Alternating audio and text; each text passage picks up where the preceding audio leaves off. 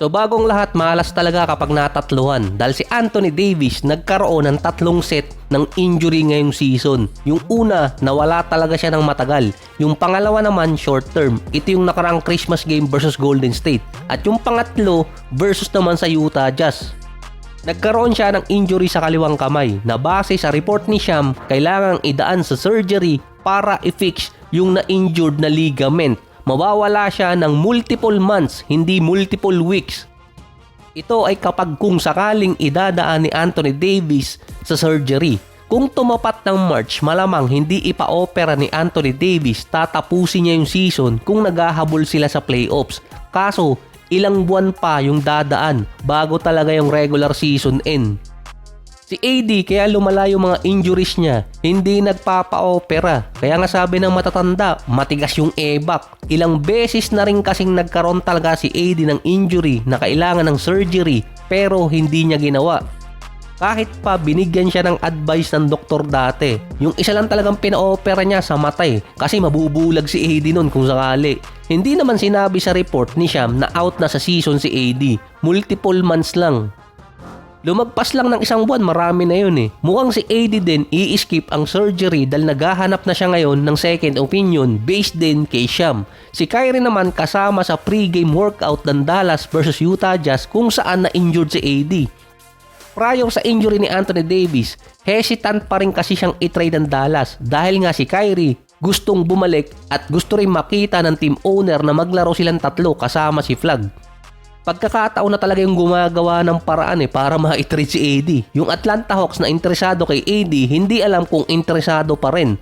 Team owner ang may desisyon kung iti-trade ba nila si AD or palalaroin pa si Kyrie. Nawala sa best interest ng Dallas kung maglalaro pa itong si Kyrie. Pwera na lang kung si Flag, mag-ala Jordan or LeBron.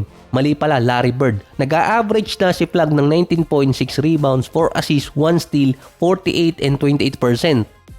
Napupwersang maging mature yung player nila. Isa pang nag-i-improve doon si Max Christie. Double-digit average, 12 points, 3 rebounds, 3 assists, 48 and 45%. Nasa 8 attempts per game lang sa ngayon si Christie. Based sa stats per 100 possession, si Christie magkakaroon ng at least 15 attempts per game, magkakaroon din ng average na 20 points, 5 rebounds, 4 assists per game. Baka kaya pa nung dalawang bata na may habol. Pare si Kyrie magkaroon ng best scenario dahil sinasabi ngayon ng mga insider dinidiscourage na si Kyrie na wag maglaro sa season dahil hindi pa talaga siya fully recover. Almost 3 games behind pa ang Mavericks sa number 10 kontra Memphis, 7 games behind sa number 8 at nasa 10 games pa behind sa number 6 kasama na tiebreaker. Malalim pa yung hahabulin ng Dallas talaga. Malaking risk doon kung palalaroin pa si Kyrie dahil possible hindi rin sila umabot ng play-ins. Ang pinaka best position kasi kung play-ins at least top 8 para meron twice to beat.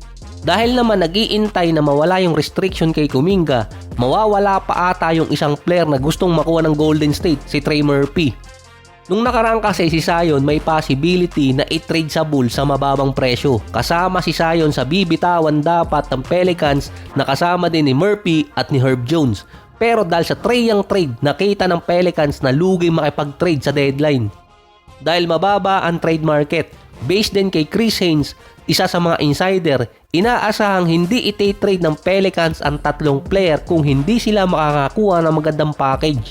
Ini-entertain pa rin naman ng Pelicans yung mga discussion ng mga team sa kanila pero hindi pa rin sila nakakakuha ng magandang value or package para sa isa sa 3 player na nasa trade block, si Murphy, Herb Jones or kaya si Zion. Ang best trade package kasi ng Golden State si Kuminga plus Moody. Ayaw pa rin bitawan si Podziemski, nagdadalawang isip pa yung may-ari. Magkakaroon ng nasa 33 million ng Golden State ng pang-trade sa isang player, sapat na yon. Usapan na lang kung ilang draft picks makukuha nila, possibilities Trey Murphy kung sakali pa pwedeng isama ng Pelicans si Jordan Hawkins, at least yun guards din. Kung hindi rin pumayag ang Pelicans or hindi umubra, ang pinaka best scenario na ng Golden State si MPJ ng Brooklyn. Pero kapag kay MPJ kailangan ng Golden State na bitawan si Draymond dahil sa financial aspect. Wala ring indication na bibitawan or iti-trade ng Golden State si Draymond. Meron na kasi siyang player option pagdating ng off-season. Pwede niyang bitawan or kaya i-accept yung player option na yun, na kay Draymond na kung magpapababa siya or hindi ng kontrata.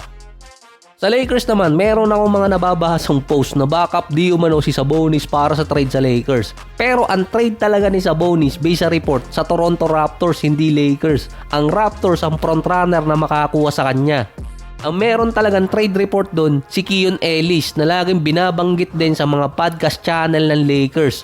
Fusion ni Morant at ni Schroeder. Based din sa mga insider, as much as possible, iwasan ng Lakers si Sabonis dahil sa kontrata niya at hindi rin papabor sa LA dahil sa binibuild nilang lineup around Luka. Ang gusto kasi ng Lakers yung halos kaedad ni Luka para naka-align talaga sa kanya. Si Sabonis going 30 years old na sa next May. Ang biggest free agent pa ng 2026 offseason sa mga unrestricted kasi si Norman Powell. Ito yung player na pwede mag-sign sa kahit anong team. Sa restricted naman si Benedict Mathurin at Jalen Duren. Ito naman yung kailangan tapatan yung kontrata nila dahil wala pang binibigay na kontrata yung kanilang mga team. Plus, pwede din makuha ng LA yung matagal na nilang gustong makuha na si Walker Kessler. Magiging available na rin kasi siya dahil restricted free agent. Ito kung mawawala yung kontrata ni LeBron. Kasama pala sa unrestricted si Tari Eason na hindi pa sigurado sa Rockets kung bibigyan ng kontrata kaya may pagkakataon na mag-offer ng mas malaki ang LA. Sa mga player option player naman si Lavin, Trae Young, Harden pero hindi pasok sa LA yon. Parang nasa buffet ang LA kapag pumatak yung free agency kung wala yung kontrata ni LeBron at kung hindi nila iti-trade para din kay Sabonis.